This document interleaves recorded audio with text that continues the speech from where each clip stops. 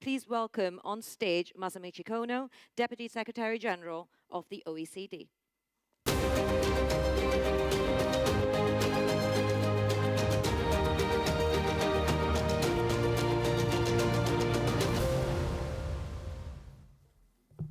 Good morning, ladies and gentlemen.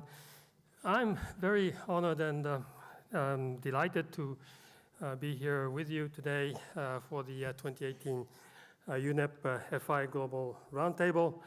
The OECD is proud to be working with and increasingly closely with UNEP and UNEP FI. And in fact, we want to do more. Now, I don't need to repeat the messages of the previous speakers on the urgent need for climate action. And certainly, this has been mentioned several times. And of course, the special report on the 1.5 degrees launched 2 months ago by UN IPCC reminded us that indeed the extreme weather events that we're seeing this year are merely just a beginning or a taste of how climate change could spin out of control and threaten our lives, our well-being. And given that, of course, the financial sector is essential to the effort to achieve climate objectives and the SDGs, we would like you to, of course, be further engaged and work with all companies, all investors to transition to and support a more sustainable future. One important contribution of banks would be to increase the share of their portfolios allocated to low emissions infrastructure projects, low emissions infrastructure projects, and other green investments immediately and in significant scale. And now we just heard about the examples of AXA actually working in that direction. But then there is, of course, there's this issue of how to phase out financing for carbon-intensive assets in line with achieving a global low emissions development pathway as called for by the Paris Agreement, as we all know. The OECD actually estimated that around 6.3 trillion US dollars of investment in infrastructure is required annually until 2030 in order to meet global development needs. But making these investments climate compatible is not that significantly more expensive. Our estimate is something like 10% more. But this does require a systemic shift of investments away from carbon-intensive infrastructure to low emissions resilient options. Shortage of globally available capital is not the problem. Institutional investors in OECD countries alone manage up to 84 trillion US dollars in assets. And commercial and investment banks account for the lion's share of the private financing of infrastructure projects. And capital markets can provide important investment channels for low carbon infrastructure, including through issuance of green bonds and use of sustainable equity indices. However, much more sustainable finance is needed, as well as more sustainable infrastructure projects in which to invest. And governments can take a number of steps with private stakeholders in mind to involve more private stakeholders. To achieve climate and sustainable development goals, governments need to significantly strengthen their efforts to develop pipelines of bankable green infrastructure projects to meet their climate ambitions, as stressed by our new report, Developing Robust Project Pipelines for Low Carbon Infrastructure. Actually, I brought this report here. By the way, if you don't have the time to read the full report, I have a shorter version. More broadly, governments need to take a whole-of-government approach to align domestic policy frameworks with climate objectives. We're seeing some signs of progress, but it is not at the scale or with the speed required to meet the challenge. It is time to move beyond the current model of policy making to deliver transformational, not marginal or incremental change. And this is the message of the joint OECD, World Bank, UN Environment Initiative, Financing Climate Futures, Rethinking Infrastructure, which is financed by the German government. The initiative identifies actually 6 priority areas for driving transformational change.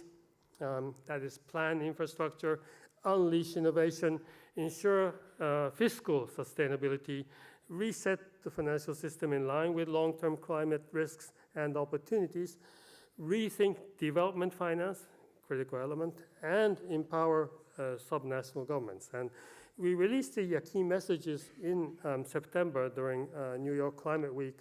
I didn't bring the book today, but we will launch the final report at COP21, 24. So you'll have a chance to look at our full set of recommendations at COP24. Governments also have an important role in guiding responsible business conduct, and the OECD actually has guidelines for multinational enterprises that provide a comprehensive set of recommendations on responsible business conduct and call on businesses to carry out due diligence to identify and respond to environmental and social risks. And the OECD has been developing guidance for banks and institutional investors on how to carry out due diligence and respect the recommendations of the guidelines. Now, voluntary initiatives from banks can also support change in behavior and investment decisions. And in this context, we welcome the UNEP FI initiative to establish the principles for responsible banking, which I understand is to be launched immediately after this session. And in terms of scaling up investment, the trillion-dollar question is, what should public actors do to facilitate institutional investment and other private investment being channeled to sustainable infrastructure assets? And of course, at the OECD, we are an intergovernmental organization. Therefore, what public actors do is at the heart of our mission. Forthcoming OECD research shows that a variety of interventions, co-investment, cornerstone stakes, loans among them, can be used by public actors such as multilateral development banks, national development banks, and green investment banks to crowd in investment in sustainable infrastructure by institutional investors like yourselves. Policymakers and regulators can also play an important role in aligning the financial system with climate objectives and broader sustainability goals. And exciting initiatives are emerging in this field, such as the European Commission's new action plan on sustainable finance and its technical expert group, and the network of central banks and supervisors for greening the financial system, launched at the One Planet Summit last year. Actually, the OECD is supporting both of those initiatives as an observer and is ready to help policymakers, regulators, and investors further integrate climate change in their decision-making while, of course, taking into account specific national circumstances.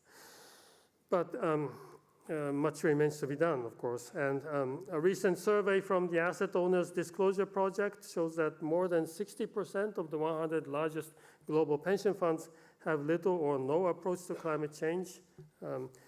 And another survey, I think there was a KPMG survey, that finds that 72% of the surveyed companies among the world's largest still do not acknowledge the financial risk of climate change in their annual reports.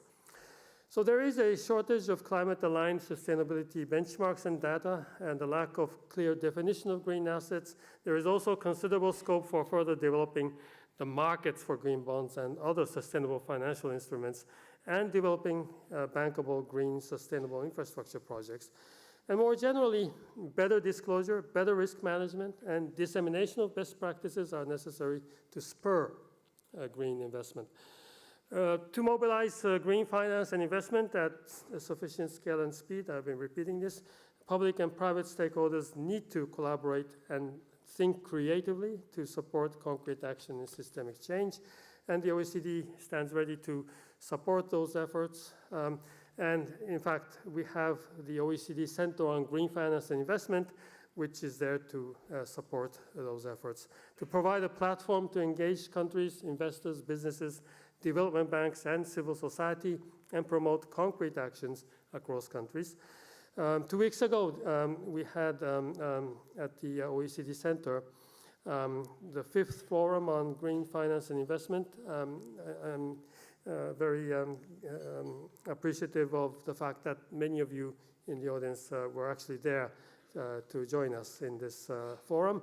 It brought together around 600 participants from 69 countries to identify and drive forward solutions for scaling up green finance and investment. And we identified some areas in which immediate action can be taken and the means for doing so. And the OECD will launch in January 2019 a new clean energy finance and investment mobilization program to make a tangible impact on clean energy finance and investment